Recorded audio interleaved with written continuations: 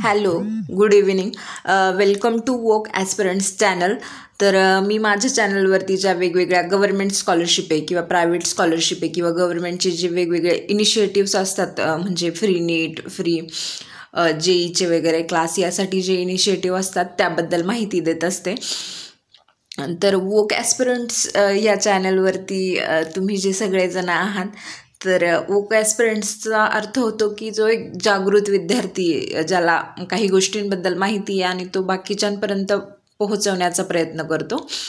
तर हा चॅनल वोक ॲस्पिरंट या नावाने आहे, पण तुम्ही पण वोक ॲस्पिरंट्स बना आणि तुम्हाला ज्या स्कॉलरशिप माहीत होत आहेत त्या इतरांपर्यंत शेअर करा.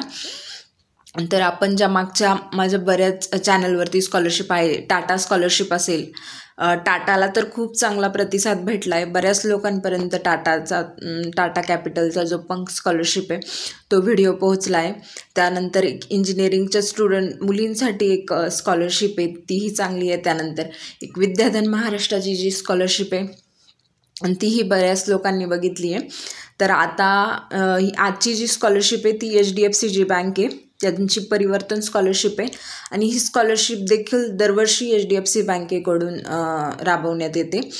जर तुम्हाला म्हणजे याच्याबद्दल आणखी जाणून घ्यायचं असेल किंवा मागच्या वर्षी कोणत्या लोकांचे सिलेक्शन झाले याच्या लिस्ट पण ऑनलाईन अवेलेबल असतात. जर तुम्हाला याच्याबद्दल आणखी जाणून घ्यायचं असेल तर सर्च करा, गुगल सर्च करा, त्यांचे रिझल्ट्स असतात ते येतात समोर, तर बघा. आणि ज्या माझ्या मागचे जे व्हिडिओ होते ते जास्त 11-12च्या स्टुडंटशी ओरिएंटेड होते, परंतु आजचं जो व्हिडिओ आहे तो तुम्ही जर 11th असाल, म्हणजे जर आत्ताच 10th पास आऊट झाले, 11वी-12वी तेव्हा तुम्ही ग्रॅज्युएशन करताय किंवा पोस्ट ग्रॅज्युएशन करताय, सगळ्यांसाठी सगळेजण ही स्कॉलरशिपला अप्लाय करू शकतात. तर या स्कॉलरशिपचं नाव आहे HDFC बँक परिवर्तन स्कॉलरशिप. नंतर ही जी स्कॉलरशिप आहे ती 3 कॅटेगरीमध्ये डिवाईड केली गेलेली आहे. पहिलं जे 11-12 ITI आणि डिप्लोमा करणारे स्टुडंट आहेत त्यांच्यासाठी आहे. त्यानंतर जे ग्रॅज्युएशनला जे स्टुडंट आहेत त्यांच्यासाठी आहे आणि त्यानंतर जे पोस्ट ग्रॅज्युएशन करत आहेत त्यांच्यासाठी आहे. तर आपण एक सगळ्यांची एलिजिबिलिटी आणि बेनिफिट्स बघूया आणि डॉक्युमेंट्स सगळ्यात लास्टला बघूया, जे तिन्ही कॅटेगरीसाठी सेम असणार आहे. तर फर्स्ट आता हे एलिजिबिलिटी आहे 11-12च्या स्टुडंटसाठी. तर इथं कोण इलिजिबल असेल, तर इथे इलिजिबिलिटी आहे की जे 11वी-12वी ज्यांची सुरू आहे किंवा डिप्लोमा किंवा ITI आणि पॉलिटेक्निक कोर्सेस, जर तुम्ही प्रायव्हेट गव्हर्नमेंट कुठल्याही इन्स्टिट्यूटमधून परस्यू करत असाल तरी तुम्ही यासाठी अप्लाय करू शकतात. आणि त्यानंतर तुमची जी प्रिवियस ज्या कुठल्या क्लासमध्ये असाल तुम्हाला 55 मार्क्स असणं गरजेचं आहे. त्यानंतर तुमचं फॅमिली इन्कम जे आहे ते 2.5 लाखाच्या खाली असलं पाहिजे. आणि यामध्ये त्या लोकांना प्रेफरन्स देण्यात येईल ज्यांच्या मागच्या 3 वर्षात ज्यांच्या कुटुंबात अशा काही घटना घडल्या आहे की ज्या घटनांमुळे त्यांचं एज्युकेशन हॅम्पर होतं आहे, एज्युकेशन थांबलं आहे त्यांचं, त्या लोकांना यात प्रेफरन्स देण्यात येईल. आणि जे इंडियातले स्टुडंट आहे, all over India, pan India, त्यातले हे सगळे स्टुडंट यासाठी अप्लाय करू शकतात.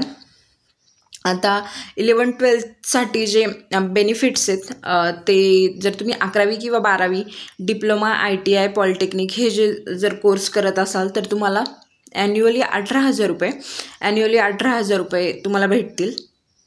ही 11-12 ITI डिप्लोमा पॉलिटेक्निकच्या स्टुडंटसाठी. त्यानंतर ग्रॅज्युएशनच्या स्टुडंटसाठी एक कॅटेगरी होती 11-12वाल्यांची, आता ग्रॅज्युएशनची, त्यानंतर पोस्ट ग्रॅज्युएशनची. तर ग्रॅज्युएशनवाल्यांसाठी जो क्रायटेरिया आहे तो सेम आहे की स्टुडंटनी जे कोर्सेस आहे BCom, BSc, BA, BCA जेही अंडर ग्रॅज्युएट कोर्सेस असेल ते परस्यू करत असला पाहिजे, किंवा प्रोफेशनल कोर्सेस MBBS असेल, LLB असेल, नर्सिंग वगैरे, हे जे प्रोफेशनल कोर्सेस आहे हे स्टुडंट परस्यू करत असला पाहिजे. त्यानंतर सेम क्रायटेरिया आहे मार्क्सचा 55%, उत्पन्नाचा देखील सेम क्रायटेरिया आहे 2.5 लाख. आणि जे फॅमिली क्रायसिस असेल त्यांना प्रेफरन्स दिला जाईल, पॅन इंडियातले स्टुडंट यासाठी इलिजिबल असतील. त्यानंतर जे आपण 11वी-12वीचे बेनिफिट्स बघितले होते ते आणि ग्रॅज्युएशनचे जे बेनिफिट्स आहेत त्यात थोडासा फरक आहे, ते बघूया. तर इथं जे बेनिफिट आहे, जर तुम्ही अंडर ग्रॅज्युएट जनरल, आता आपल्याला माहिती की ग्रॅज्युएशनमध्ये 2 हे असतात, एक व्यावसायिक आणि अव्यावसायिक. व्यावसायिक म्हणजे ते कोर्सेस जसं की वकील झालं, डॉक्टर झालं, म्हणजे ते केल्यानंतर तुम्हाला एक स्पेसिफिक इन्कम सोर्स सुरू होईलच. म्हणजे आता तर तेही भेटत नाही, पण ते कोर्सेस केल्यानंतर तुम्हाला एक स्पेसिफिक इन्कम सोर्स सुरू होईल याची गॅरंटी असते. जसं नर्सिंग झालं किंवा बाकीचे जे कोर्सेस आहेत ते जे असतात ते प्रोफेशनल कोर्समध्ये येतात. तर प्रोफेशनल जे जनरल कोर्स आहे त्यांना 30,000 आणि जे प्रोफेशनल कोर्स आहे त्यांच्यासाठी 50,000 अशी स्कॉलरशिप यामध्ये अवेलेबल आहे. त्यानंतर ही झाली आपली सेकंड कॅटेगरी ग्रॅज्युएट. त्यानंतर जी थर्ड कॅटेगरी आहे ती आहे पोस्ट ग्रॅज्युएशनसाठी. तर जे लोक पोस्ट ग्रॅज्युएशन करतायत त्यांच्यासाठी इलिजिबिलिटी क्रायटेरिया काय तो बघूया.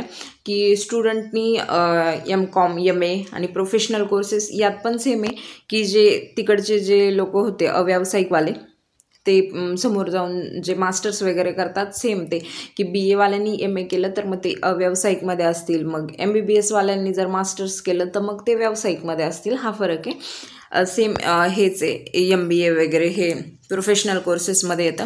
मार्क्सचा जो क्रायटेरिया आहे तो सेम आहे, 55%. उत्पन्नाचाही क्रायटेरिया सेम आहे. इथे बाकीच्या ज्या इलिजिबिलिटी कंडिशन आहे त्या सगळ्या सेम आहे. बेनिफिटमध्ये थोडासा फरक असू शकतो, तो देखील बघूया. बेनिफिटमध्ये काय वेगळं आहे.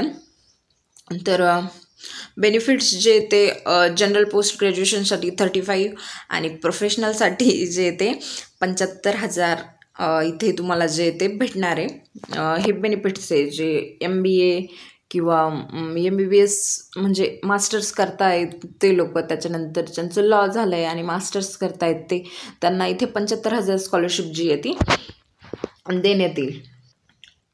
त्यानंतर जे आपण मागचं 3ही कॅटेगरी बघितल्या, 11-12वाले, ITI डिप्लोमावाले, त्यानंतर ग्रॅज्युएशन, पोस्ट ग्रॅज्युएशन, या सगळ्यांना जे डॉक्युमेंट्स हवेत ते एकदा बघूया आपण. तर डॉक्युमेंट्स जे ते पासपोर्ट साईज फोटोग्राफ हवा आहे तुमचा. त्यानंतर तुम्ही जे प्रिव्हियस तुमचं जे मार्कशीट आहे ते हवं आहे. आयडेंटिटी प्रूफ म्हणजे ज्याच्यावर तुमचा फोटो असेल ते आयडेंटिटी प्रूफ, जसं आधार कार्ड असेल, ड्रायव्हिंग लायसन असेल, तुमचं पॅन कार्ड, वोटर कार्ड असेल. त्यानंतर तुम्ही कुठल्या तरी कॉलेजमध्ये सध्या परस्युइंग आहे, तुम्ही ॲडमिशन घेतलं आहे की तुमची फीची रिसिप्ट असू शकते, ॲडमिशन लेटर असू शकतं, तुमचं ID कार्ड, बोनाफाईड यापैकी काही चालेल. त्यानंतर बँक पासबुक, स्टुडंटकडे त्यांचं बँक पासबुक असायला पाहिजे. त्याच्यानंतर इन्कम प्रूफ असायला पाहिजे. इन्कम प्रूफ इश्यूड बाय ग्रामपंचायत पण चालेल. त्यानंतर इश्यूड बाय SDM, तहसीलदार लेवलला जे असतात तेही चालेल. त्याच्यानंतर ॲफिडेविट जर तुमचं कशाचं द्यायचं असेल तर ते द्यायचं आहे. त्यानंतर प्रूफ ऑफ फॅमिली क्रायसिस जर झाला असेल काही, कुणी म्हणजे घरामध्ये समजा कुणीतरी आजारी होतं, त्याला खूप जास्त पैसा लागून गेला किंवा दुसरं काही झालं असेल की ज्याच्यामुळे तुमचं एज्युकेशन घरचे परस्यू नाही करू शकत आहे, तर त्या स्टुडंटसाठी हे जर ॲप्लिकेबल असतील तर ते स्टुडंट फॅमिली क्रायसिसचा प्रूफ देऊ शकतात. या स्कॉलरशिपमध्ये एवढंच आहे, म्हणजे इन्फॉर्मेशन जी तुमच्या कामाची ती एवढीच आहे.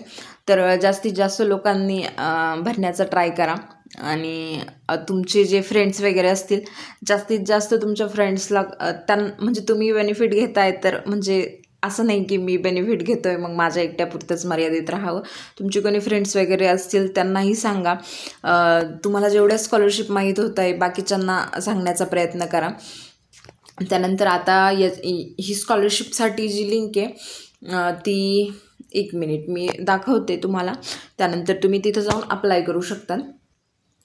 तर ही HDFC बँकेची जर तुम्ही HDFC बँक परिवर्तन प्रोग्राम टाईप केलं गुगलला तर तुमच्यासमोर अशी एक साईड ओपन होते. ही HDFC बँकेची जी ऑफिशियल साईड आहे HDFC बँकेची. तर इथं तुम्ही स्क्रोल करून खाली गेल्यानंतर इथं जी मी तुम्हाला इन्फॉर्मेशन दिली आहे ती सगळी इन्फॉर्मेशन तुम्हाला बघायला भेटेल. ही स्कॉलरशिप जी आहे ती स्कूलच्या स्टुडंटसाठी पण आहे, पण ते मी कवर नाही केलं आहे. जर स्कूलच्या स्टुडंटसाठी बघूया, जर वाटलं तर मी एक नेक्स्ट व्हिडिओ बनवून टाकेल त्या स्कूलच्या स्टुडंटसाठी. जर तुमचे कोणी छोटे भाऊ बहीण असेल तर त्यांना देखील सांगा. ही जे आहे ते स्कूलच्या स्टुडंटसाठी देखील आहे. त्यानंतर स्क्रोल करून खाली गेल्यानंतर इथे अप्लाय नाऊचं ऑप्शन आहे. तर तुम्हाला इथे जाऊन तुमचा फॉर्म जो आहे तो सबमिट करायचा आहे HDFC बँकेच्या वेबसाईटला. तर जास्तीत जास्त लोकांनी या स्कॉलरशिपला अप्लाय करण्याचा प्रयत्न करा. आणि या स्कॉलरशिपमध्ये इनएलिजिबिलिटी जी आहे ती दिली गेली नाही आहे. म्हणजे काही ज्या स्कॉलरशिप असतात त्यामध्ये स्पष्ट उल्लेख केलेला असतो की ती स्कॉलरशिप जर घेतली तुम्ही तर तुम्ही बाकी स्कॉलरशिपला जे आहे ते अप्लाय नाही करू शकत. अशा 2-3 स्कॉलरशिप आहे, पण त्या मीच तुमच्यासोबत शेअर नाही केल्या आहे, की म्हणजे हे माझा एक उद्देश आहे की तुम्हाला मल्टिपल स्कॉलरशिपला तुम्ही इलिजिबल असायला हवा. म्हणून ज्यासाठी तुम्हाला वेगवेगळ्या स्कॉलरशिपला अप्लाय करता येईल अशा स्कॉलरशिप आधी घेते. हळूहळू त्याही स्कॉलरशिप म्हणजे तुम्हाला जर आवडल्या त्या भरायच्या असतील तर त्या देखील स्कॉलरशिप भरा. आणि लवकरात लवकर हा फॉर्म भरण्याचा प्रयत्न करा, कारण याची लास्ट डेट जी आहे ती 4 सप्टेंबर याची लास्ट डेट आहे. तर जसे तुमचे ॲडमिशन होतील तसं लवकरच हा फॉर्म फिल करा. आणि तुम्हाला जर याचे प्रिव्हियस रिझल्ट जरी चेक करायचे असतील तरी ते तुम्हाला गुगलला किंवा यूट्यूबला भेटून जातील. ही स्कॉलरशिप जी आहे ती दरवर्षी दिली जाते HDFCकडनं. तर थँक्यू.